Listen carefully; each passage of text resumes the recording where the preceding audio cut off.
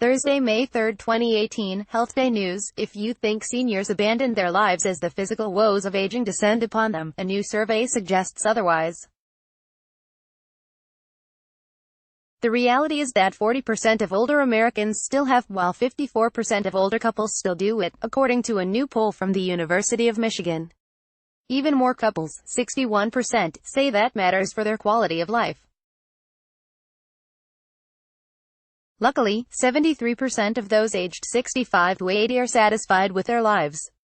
To older folks, those numbers might not sound so surprising, said Erica Solway, co-associate director of the university's National Poll on Healthy Aging, published May 3.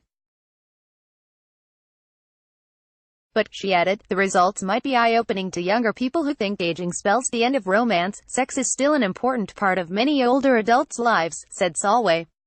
In fact, can sometimes get better with age, said psychologist Rachel Needle of the Center for Marital and Sexual Health of South Florida, in West Palm Beach.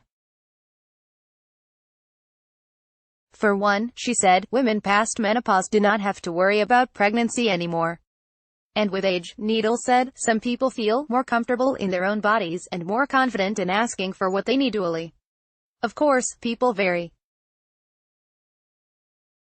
In the poll, some seniors were more interested in, or were more active than others. In general, men beat women on both fronts. Half of men said they were very, or extremely interested in, versus 12% of women. Just over half of men were really active, compared with 31% of women, the survey found. That might be, in part, because men were more likely to have a partner, Solway said. Whereas 73% of men were in a relationship, only 60% of women were. Similarly, older adults in good physical health were morally active. Of all people who described their health as good to excellent, 45% were really active, versus 22% of those who rated their health as fair to poor. That's not surprising, Solway said.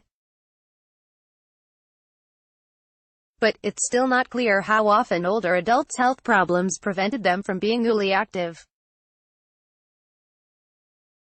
It's possible that people were using medications that have UAL side effects, and sometimes the health condition itself might have hindered, she suggested. Needle also pointed out that after menopause and its accompanying decline in estrogen, some women have pain during. In those cases, water-based lubricants, or possibly hormone therapy, could help, she said.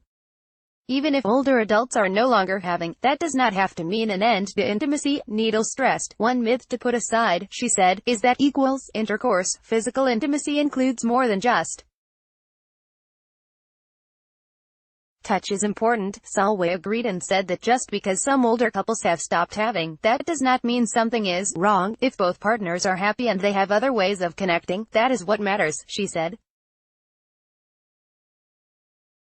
When it came to UAL health, only 17% of survey respondents said they had talked to a health provider about the subject in the past 2 years.